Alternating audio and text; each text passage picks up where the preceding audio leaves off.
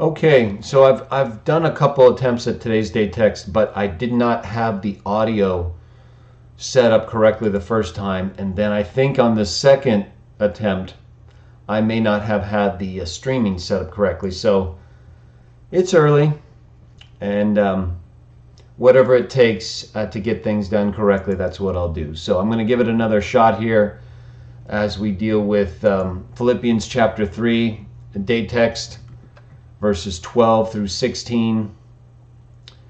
And I'm going to go ahead and start with verse 12, where Paul writes, "This does not mean I already died and came to life, or that I have been made perfect yet.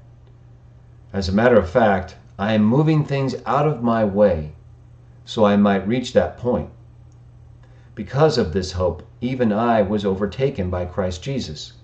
And we read about that in the book of Acts. And then in verse 13, he refers to the brothers and says, "Concerning myself, I do not think I have reached the end. Yet there is one thing. I am to forget the things in the past, but I am to reach out for what is in front of me.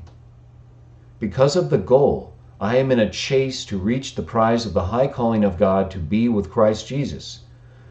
Therefore, however many are ready, we should think like this. If anyone thinks differently, even God will reveal this to you.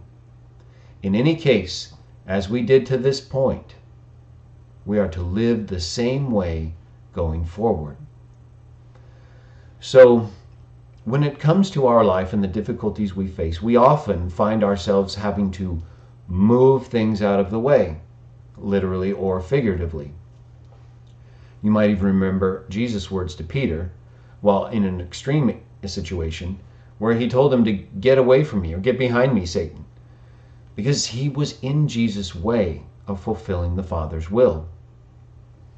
Sometimes we might find that certain individuals will get in our way when it comes to doing God's will, or they are anti-Christian, or simply don't like the things that we represent. We should be alert and aware of those types of people so that we can avoid them or move them out of our way, figuratively speaking. One way we can also bring ourselves down if we're not careful is by lingering in the past, allowing our past mistakes or difficulties from the past to cloud our thinking so that we cannot focus on the future and the positive things that we may have done in the past or that we're prepared to do.